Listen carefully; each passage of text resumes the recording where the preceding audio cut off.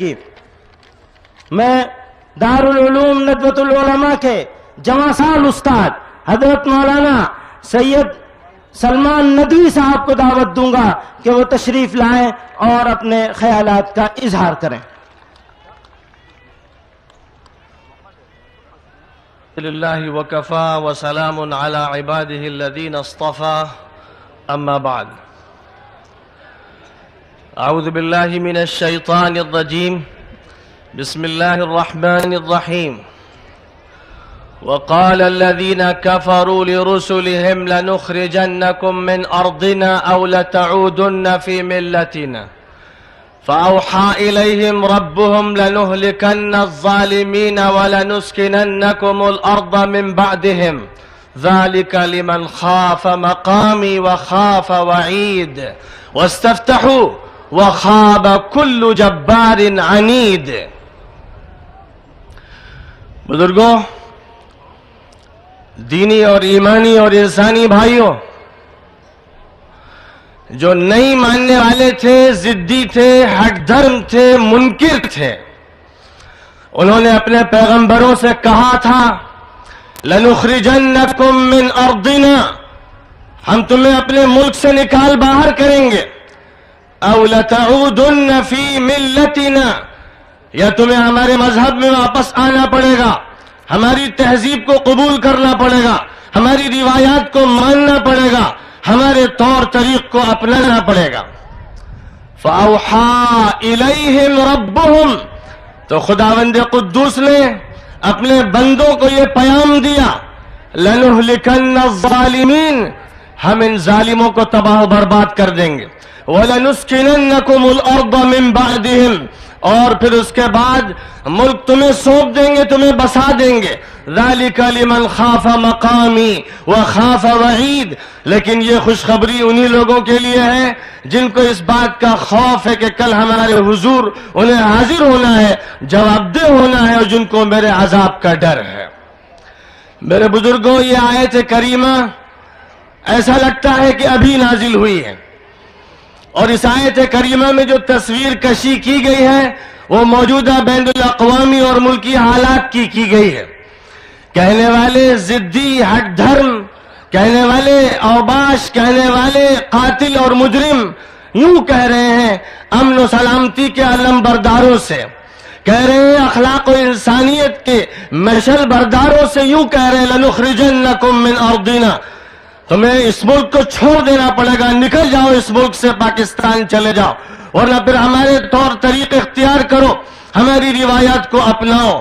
تو خدا تعالیٰ یوں کہہ رہا ہے سات آسمان کی بلندی سے اور عرش بری سے لَنُهْلِكَنَّ الظَّالِمِينَ، ان ظالموں کو ہم تباہ و برباد کریں گے، وَلَنُسْكِنَنَّكُمُ الْأَرْضَ مِن بَعْدِهِمْ، اور ان کے بعد تمہیں زمین میں بسائیں گے۔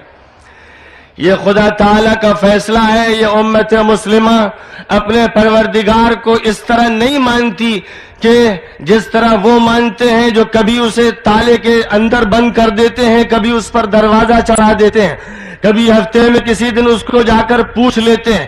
یہ امت مسلمہ اپنے پروردگار کو اس حیثیت سے مانتی ہے کہ وہی اس کائنات کا متصرف ہے، وہ واحد لا شریک لہ ہے۔ حضرت رسول اکرم صلی اللہ علیہ وسلم نے عبداللہ ابن عباس رضی اللہ تعالی عنہما سے کہا تھا کہ اے لڑکے، خدا کی قسم اس بات کو یاد رکھنا کہ سارے انسان مل کر اگر تجھے نقصان پہنچانا چاہیں گے تو نہیں پہنچا سکتے جب تک کہ خدا تعالیٰ نے تیری تقدیر میں نقصان نہ لکھ دیا ہو، اور سب کے سب مل کر تجھے فائدہ پہنچانا چاہیں تو نہیں پہنچا سکتے جب تک کہ خدا تعالیٰ نے تیری تقدیر میں یہ فائدہ نہ لکھ دیا ہو۔ جس امت کا یہ یقین ہے، جس امت نے وحدانیت پر بھی یقین رکھا خدا تعالیٰ کی، اور جس امت نے رسول اکرم صلی اللہ علیہ وسلم کو ختم المرسلین تسلیم کیا، اور جس امت نے اسلامی شریعت کو آخری شریعت مانا، جس امت نے اس نظام کو آخری نظام مانا، اس امت کو دھمکیوں سے، طاقت سے، سیاست سے، مکر و فریب سے، سازش سے ڈرایا نہیں جا سکتا، اس لیے کہ یہ امت طاقت سے کبھی ڈرتی نہیں ہے، نہ ڈری ہے، نہ ڈر رہی ہے، نہ ڈرے گی۔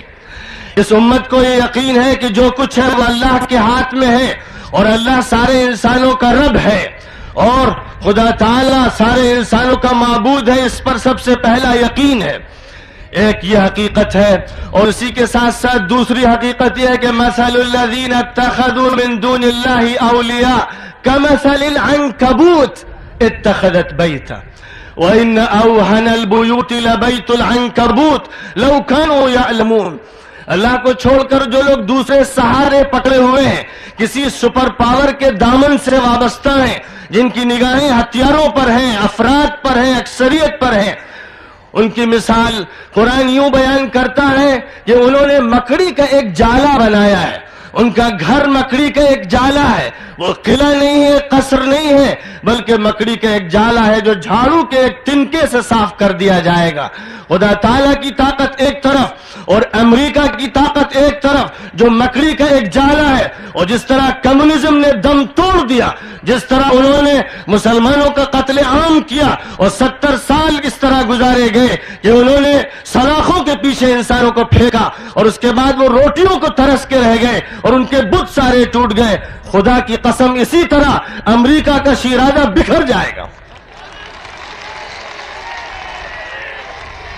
جہاں تک تعلق ہے مدارس اسلامیہ کا، جس کی تجویز مجھے آپ کے سامنے پیش کرنا ہے، تو میں اس بات کا اعلان کر دینا چاہتا ہوں کہ مدارس اسلامیہ کسی چہار دیواری کے اندر صرف نہیں ہے. مدارس اسلامیہ ہر مسلمان کے دماغ کی دھڑکن ہے، ہر مسلمان کے دماغ کی سلوٹوں میں بسے ہوئے ہیں، اس کے دل کی دھڑکن ہے، اس کے ضمیر کی آواز ہے.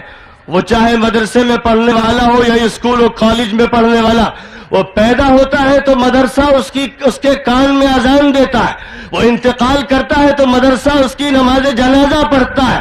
کون سا مسلمان ہے یونیورسٹی سے وہ وابستہ ہو یا کالج اور اسکول سے وابستہ ہو جس کے ضمیر اور دل سے مدرسے کو کھرچ کے پھینکا جا سکے؟ مدرسے نے ہر مسلم کے دماغ میں لا الہ الا اللہ اور محمد الرسول اللہ بسایا ہے. مدرسہ ہمارے رگ و ریشے میں سرایت کیا ہوا ہے. مدرسہ خون کی طرح ہماری رگوں میں دوڑ رہا ہے. مدرسہ ہمارے ریشے ریشے میں ہے. مدرسے کو کسی مسلمان کے اندر سے نکالا نہیں جا سکتا. لیکن مدرسہ ہرگز دہشت گرد نہیں ہے. جو لوگ اس کو دہشت گرد کہہ رہے ہیں، اس دھرتی پر اور اس آکاش کے نیچے سب سے بڑے مجرم دہشت گرد وہ ہیں. ششو مندر دہشت گردی کے اڈے، RSS دہشت گرد ہے، BJP دہشت گرد ہے. نعرہ تکبیر، جمعیت علماء ہند جو پیش آمدہ خارجی خطرات سے مدارس دینیہ کی حفاظت و صیانت کے لیے تقاضائے وقت و حال کے مطابق تدابیر اختیار کرے. سردست مجلس عمل کے درج ذیل ارکان کے اسماء کا اعلان کیا جاتا ہے. بعد میں ان ارکان کے باہمی مشورے سے مزید ناموں کا اضافہ کیا جائے گا. اسماء گرامی ارکان متحدہ مجلس عمل: نمبر 1 حضرت امیر الہند مولانا سید اسد مدنی صاحب دامت برکاتہم صدر جمعیت علماء ہند. نمبر 2 مولانا سید احمد بخاری صاحب. نمبر 3 مولانا حبیب الرحمان صاحب قاسمی استاد دارالعلوم دیوبند جو اس کمیٹی کے کنوینر بھی ہیں. نمبر 3 مولانا انظر شاہ صاحب کشمیری شیخ الحدیث وقف دارالعلوم دیوبند. جناب مولانا اصغر علی امام مہدی سلفی ناظم جمعیت اہل حدیث. مولانا محمد شفیع مونی صاحب نائب امیر جماعت اسلامی ہند. عبد القدوس کشمیری صاحب سیکریٹری علماء کونسل بمبئی. مولانا محمد سلمان صاحب ناظم اعلیٰ مظاہر علوم.